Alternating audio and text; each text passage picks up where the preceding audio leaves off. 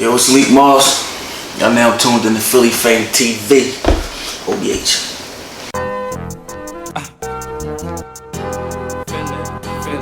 Philly F.A.M.E.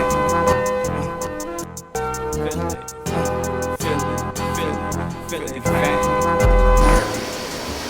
Alright, Lik Moss, man, what's up with you? First and foremost, good brother, how you doing, man? Oh, man, great, man. Right. Great. Now, people that's tuned in obviously know you, being a part of the whole OBH movement and all that. Yeah. Also, ARF being your actual blood brother and stuff like that. Right.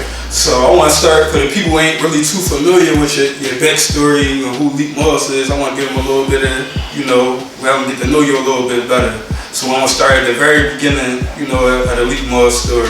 Yeah, so, do that. You know what I mean? Like, you from North, y'all from North, obviously, y'all grew up in North. Yeah. So for the people that don't know, describe a little bit of your upbringing, what your family life was like, your childhood was like, what it was like growing up, Ed being your big brother, Moolah being your little brother, like, what was it like for y'all coming up? Typical. Not too crazy, no outlandish stories, man. We had both our parents, mom and dad, so, but I got too many struggle stories for you. That's what y'all want. It's a little tight, I guess. But I'm like the middle child, so I was like always the one that they couldn't control. You might as well say. That was my story. I then got kicked out of every school I went to, elementary, middle. Got locked up, juvenile. My first juvenile bill was late though, like 2001. And from there, it was like, I ain't really been home for a long time, so still now. Right. Okay, so you basically saying you've been in and out since you first went in? Since like 01, yeah. 01, I came home for like 6 months.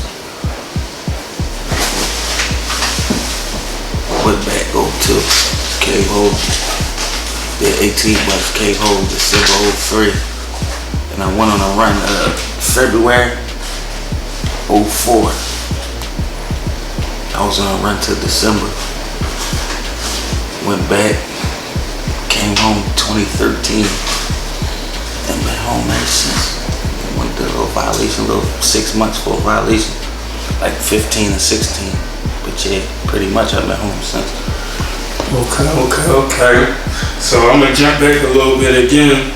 Like I said, mentioned, Ed was your big brother, and a lot of people know him as the rapper and his persona from that side. But I just want to ask you, like, what was it like for him as your big brother, just as a person, for people that don't really know him like that? Like, what was he like? Ed was chilling, great guy, man. I know I put him in a lot of shit. I always was like fighting his friends. Like, I started, but he got to finish it. That was like, that's how it chose with. I would like punch one of his friends and they gotta rumble him though, cause that was how it was. But it was like, I had my group of friends, he had his group of friends. That's really how it was growing up.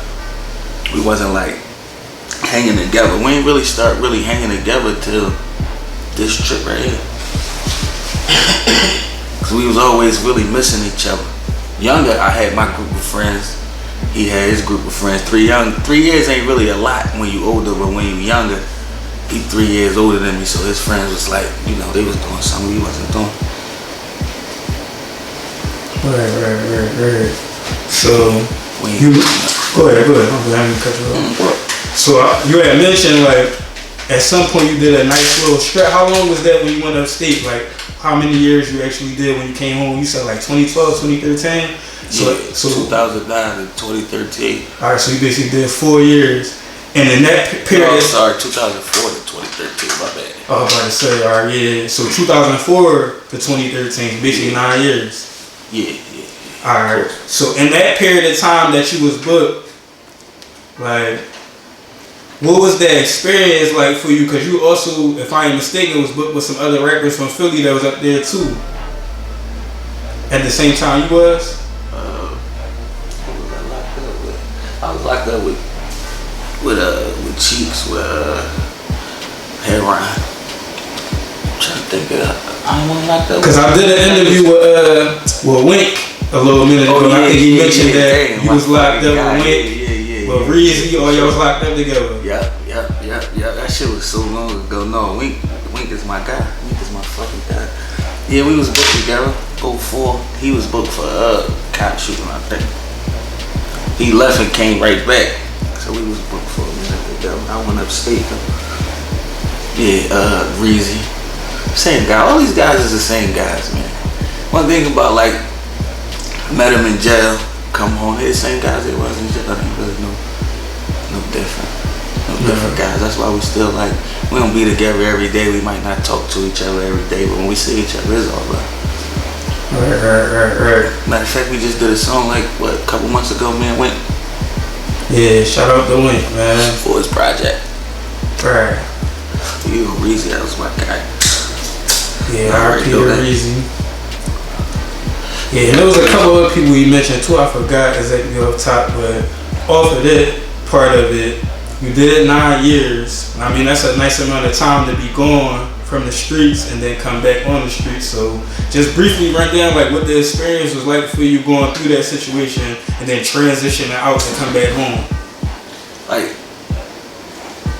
when I went in 19, but I was already like, thought that I was already doing like man shit. But I never like paid a bill in my life before I went to jail. I never did a lot of shit, made doctor's appointments. I never did none of that shit. My mom always did that shit for me. So when I came home, I had to like adjust to all of that, just like being a man for real. Cause every time, like, I don't care what it was, I gave her the money and she did it. Whatever had to be done, like that's just how it was. I didn't make a doctor appointment or nothing. So coming home, it was like the adjustment. It wasn't really hard, for real, cause I ain't, I'm not like a fast person. I'm gonna sit back with patient guys, so I just sat back and figured my way. That was all my heart. Right. I knew what I was coming home to. I knew it wasn't. I knew what I was in touch with the streets. I was talking there. I was on it, every day. So I knew what I was coming home to. I adapted fast. Right. And on that note, like in the period of time that you was away, Ab and the whole OBH movement started to, take off. So he started messing with Cass and that gave him a little wave.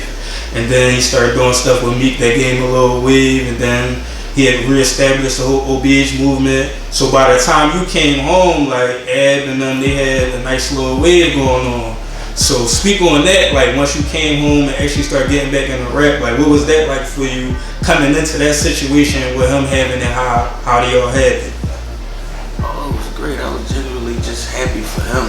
I wasn't really like, anybody know me know that I don't really want the spotlight. That's why it took so long for you to get this interview. Right. Definitely you tried to get it a minute ago, right? Yeah, that ain't really my, that's his drone, and I was like happy. There was a lot of shit in the way, and I was mad because it was shit in the way. Only because it's like, anybody from the streets, not saying like you was in the streets, but if you in the inner city of Philadelphia, you understand how hard it is to make it out. You see what I'm saying? Like, and if you got somebody on a bubble right there that's trying to make money in that, and we ain't really got too many options. You see what I'm saying? And to stop a motherfucker from legitimately feeding their family could potentially drive a motherfucker to the streets, in which it's only two, results of that. You either gonna die, you going to jail, even one or the other. So yeah, I was a little like, dang, like you right there. So like, why you can't like a motherfucker just won't reach down and pull him up? I ain't understand the game though. I just came home, so I just was like upset about it. Like, god dang, right here, reach down and pull him up. Everything's there. But it is what it is. But yeah, that's why I was mad at first. Then it was just like, he always be on his jaw. He always made rap money. He always did features. He always had little shows. At one point in time, it was like 2 or 3 a week. And he never was really concerned about nothing else. So we just was pushing him. It wasn't really about nothing else but pushing him. I wouldn't even rap. They couldn't get me to the studio. But when I first came home, the next day he had court. He got found guilty and sentenced that day. The very next day. So he went in like 2 weeks later. then I started rapping. Like that's what really made me start rapping, cause it was there and I just ain't really want the buzz to die. But then when Low started taking off, I kind of fell back again, cause it was like long as somebody, you know what I'm saying? Long as somebody knowing that I'm cool, he come out, he only got 18 months boot camp, he be right back. I just ain't want this shit to die. So now I guess I'm a rapper again. Alright, so that made sense. That was a question I was gonna ask you too, because I did notice that like you would pop out, put some songs out, some vids, and then you'll fall back, and then you'll pop out again every now. So now that made sense. Why that? Alright, cool. I got you on that. Alright, so at some point in time, like you said, he did that time, and he came home. Yeah. And he got back. Y'all got back to it, and at some point in time, you know, Meek and Drake had their little situation, and he ended up throwing Drake ended up putting Ad name in the song. Yeah. And so from that attention, like obviously Drake one of the biggest rappers, so him saying Ad name really drew some attention, but also kind of caused a rift between y'all. We ain't gotta get too deep into it because it's over and done with. I just want to ask you, what was it like at that time for Ab to get that attention from Drake, but then be going through it with them at the same time, like what that time was like? Well, I was locked up. I did it with a little 6 months. It had to be Oh, so you was booked at this time? Yeah, I did 6 months in Chester County, so I missed all of that. I missed the whole Drake John, the whole whatever was going on with that. I had missed it, so I couldn't even really tell you. I know the boat was moving. I know it was working like a motherfucker. But yeah, I wasn't around for it. Alright, so then though you was locked up, what was your thoughts when you heard that was going on? Like then though everybody know Ad and Meek relationship, how cool they was, and then you hear that they going through it because Drake put his name in the song and stuff like that. Like, what was your thoughts on it at the time, at least? I ain't really think too much of it for real. I'm not really like a guy that's gonna get like excited over nothing. You know what I'm saying? I understand it's Drake and it's like alright, but it's like, what's next? I want to see the next. That's my dream. I like to see what comes next. I'm gonna sit back and wait for that. Or if y'all want to get excited about that, cool. But I wanna. What comes after that? What he gonna do now? This nigga just saying that and like this. Alright, cool. So I wasn't really too. It was what it was. Right. Plus, I wasn't a part of what was going on, so I wasn't really like. I just had my daughter a day before I got locked up, so I wasn't like literally the night before, like the next day I got locked up. So I wasn't really. They was running. I was concerned with what was going on there. So yeah, I don't really know, but I wasn't too excited about it, though. I tell you.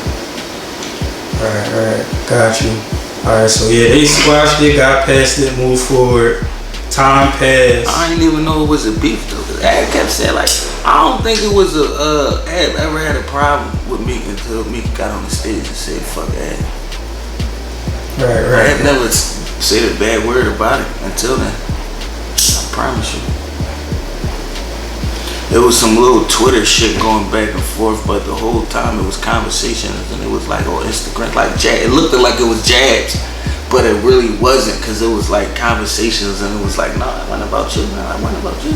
You see what I'm saying? Yeah. So that was like some spattle, that wasn't really nothing. But the whole time it's never like, no, it's like, no, dude, no, it's my friend. I don't owe me nothing. It's my friend, like fuck that, right? So that's always been his attitude. Until the fuck Ab shit, and I really think that really came from entourages. I don't really think that the energy was really bad with them. Right. I think it was really like an entourage thing. Like people gonna feel how they feel. Everybody grown, so you might got some people in that camp that feel a certain way. Some people in this camp that feel a certain way. And, you see each other, and they gonna react however they react. But it's no harm, no foul, man. Alright.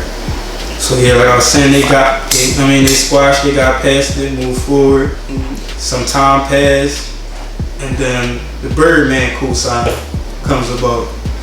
So I think he was home and around at this point in time, right? So speak a little bit on how that was. Yeah, speak a little bit on that.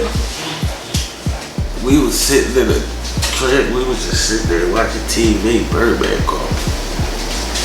No, Compton Menace called. Said Birdman want to talk to you. He like, all right, give me my number. Not really expecting the call to come through. From Mike D'Angelo. I think it was a Mike D'Angelo was in the middle of it with Compton Menace, and then Birdman called. It was like a three-way jump, but I know Mike D'Angelo had something to do with it. He called and, you know, they talked. The next thing you know, we was buying tickets. We got our tickets and we flew out there. So I forgot what was going on. There was something going on out there at the time, but we just flew out there. They talked, whatever they did. I was mostly like, you know, partying for real. I wasn't really too involved in, you know, whatever they was talking about, but you know, they did their thing. It wasn't never a deal situation though, I know that. I know Ed never signed no papers. I don't know what the conversation was about, but I know they just had a relationship. Still got a relationship, I believe. Right. Yeah, and he definitely like stamped them, basically co-signed them, like posted on Instagram and all of that. So yeah, so that was a little situation. Then they had the little bet and all that with the bread and all that. I think it was on the Super Bowl or something like that, right? Yeah. They had the Super Bowl bet. So that was cool and all that. So fast forward some time, more recent time, like last year and all of that. Situation with Skinny Me, he get booked. And then sometime after that, sometime after that, you know, Ad, Moolah's, a couple of other OBH members, the indictment take place. So what you thinking at this time, like when you see all of that's going on, like what's your thoughts, what's going on with, explain that situation from your perspective. God damn. Fuck. That's what it was. When your family members, when a motherfucker come and snatch your family members off the streets, whatever feeling you get from that, that's the feeling that I had. Right. And the reason I asked that is because, like I was alluding to earlier, like Ed and Moo, like this your thing, like y'all OBH as a rap group, but most people may not know like these really your blood brothers too. So outside of them just being rap members and rap partners, like you're actually family. So that's pretty much why I wanted you to get that little rundown a little bit so people can understand like it's deeper than just like OBH, like that's really like your family. I started thinking about their kids. Right. I started thinking about their families and shit like that. But we got a different type of blood running in us, man. I ain't gonna lie to you, man. We straight, we be alright. However that shit go. Right. I don't know. I can't name a rat in my family, so we might got the cleanest bloodline in Philadelphia. Tell you the truth. Everybody and all these other niggas be tainted. We got the cleanest bloodline in Philly. And it's gonna remain that way. But yeah, we they came, they throw some rap shit with some other shit. You know how they do, man. You know you can't get too, come on, man, it's black person. You can't get too big as a black person, man. Just period, unless you ready to kiss their ass, and you ain't ready to kiss their ass, so they said you gotta go. Too powerful, it's like you feed people, it's like they don't want you to do that, they want people to depend on them. When you get to start helping black, like you doing too much. We need the population to go down, y'all trying to help these people. And I feel like that's all that was really about. I don't think it was about. And they misinterpret, and they could take some raps and take it. Anybody every rapper. I don't know a rapper that don't exaggerate. I don't know a rapper that don't talk about drugs. I don't know a rapper that don't talk about nothing. For some reason, they just grabbed him and said, "We believe you," but you know, there they go, man. They start trial. They supposed to start next month, but they probably postpone it 9 times out of 10. Other than that, we figure it out. Right. Yeah, free the guys, man. Shout out to all of them, man. Lord willing, everything work out in these favor, man. And at the same time that situation was going on, you actually had a little situation you was going through as well as far as the court term, but you actually, worked out in your favor. Yo, I still forgets about that case, man. I turn around and be like, damn, I just could've. I wasn't even think like it was. They had so much going on. I was forgetting my court dates. I was making it down there though, but I was like forgetting my court dates to that morning. Getting down there late. But alhamdulillah, beat that shit. I got it out of there. So now I really don't have to worry about it. That was like a big burden on my shoulders. Cause this was around the time where I couldn't go to jail. It wasn't enough. Like everybody was locked up. Alright. So yeah. Alright, so another thing I want to get to. Perception versus reality with Lik Moss and OBH. Meaning that, a lot of people, and Ed talked about this in a couple interviews that we did with him and a few other members as well. That's a big topic. That's a big topic. Yeah, like, we're saying like how they perceive y'all versus how y'all really are and the stuff that y'all really do and what y'all really about. So I want you, like, for the people that don't know you, that might perceive you one way, just speak on that, like how people see you versus how you are. It's just common sense. You're not gonna really see me with too many people because I'm not really like the people's person. But with A is like so many people wouldn't fuck with him if he was any type of snake, slime. You see what I'm saying? Like people would stay the fuck away from us if this how we really was. How the fuck was we? It's like people would stay away from us. But the thing is, like all rappers, it's not really up to us to really tell y'all, well, this is true, this is not true. That's the allure of the music for y'all to really like figure that out for yourself. This is why a lot of people fall in love with the story behind the music instead of the music. So it's like, dang, you got to give these people what they like if that's the case. That shit can get tangled up real quick though. Like a motherfucker could forget that it's entertainment and just go straight like, no, that shit like these niggas is crazy. But like, no, people like really love us in real life. Like everybody that met us, I don't know nobody that met us that don't. But I guess you can't be mad at the people for believe in your story if that's the story that you put out there. You see what I'm saying? Alright, got you. Just don't forget that it's entertainment at the end of the day. For sure. Alright, so there's still a couple of y'all out here still waving the flag, still doing anything on the music tip. Like you said, Dark Low, Breeze Baguettes, Reason, y'all just had like a show recently and all of that. Everybody just performed and all that recently, so shit went off too. Right. So everybody's still around, still holding it down. Right. Still doing their thing. And being as though you back on your rap type time now. You got a new project you about to drop. Well, you say you got 2 projects done, but you about to let one of them go.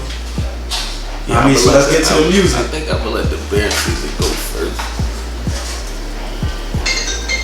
After the bear season, after the bear season, I'm gonna drop an EP, but I think I'm gonna let the bear season go first. I wanna drop the EP first though, but everybody keep telling me to drop the bear. It's like this is the delay. The delay is which one I don't really wanna like. The bear season is a mixtape. It's like a raw mixtape. Is what it is. Bear season is all hard. You see what I'm saying? Like if that's what y'all want. But I feel like I got some shit like on the EP. I feel like I want to get that out first. I don't know. But it's coming though. I ain't gonna hold y'all up too much longer. Alright, so you can get him the mixtape first, then hit him with the EP. Yeah, for right now, that's how it's looking for right now. I might hit you with the EP. It depends on how I'm feeling that day I wake up. Alright, so go ahead and let them know when you do drop it. I mean, you ain't got that exact date yet, but when they do release it, what platforms you gonna put it on, where they can find it, and how they gonna be able to get to it. It ain't gonna be hard to find it. It's gonna be everywhere. Go to iTunes, go to wherever you want, F.A.M.E, go every fucking way. Alright, so you gonna have all platforms. I'm trying to get this shit. Yeah, it's gonna be everywhere. All platforms. Alright, and on that note, go ahead and plug your social media and whatever else you want to plug, like where they can find your visuals, where they can find your old other music that ain't here yet. On YouTube, Lik Moss _ OBHGJ on all the socials, I believe. That's Instagram, Twitter, Facebook, I think. Yeah, that's all. Alright. And on that note, _BHGJ. Alright. And on that note too, you was recently featured on one of your peoples. Y'all did a record together in the visual and all that. You actually got him in the building right now. I mean, so you go ahead, speak a little bit on that and introduce him, bring him in the fold and all that. No, that's my guy. Look, I first heard him, right? We just was listening to that shit. We just was talking about it too, cause the song came on. Osama from Murder Gang, he threw him up on his page. Boom, I hear this shit. I'm like, damn, this is nasty. And I think Ad was doing some shit, right? Ad was doing some shit. Ad had some rap shit going on. Like a fucking talent search or some shit. Some shit he had going on, whatever the fuck Ad had going on. I know we was going down to the studio and they was just bombing. And I ain't, well, he was my favorite. It was a couple of them.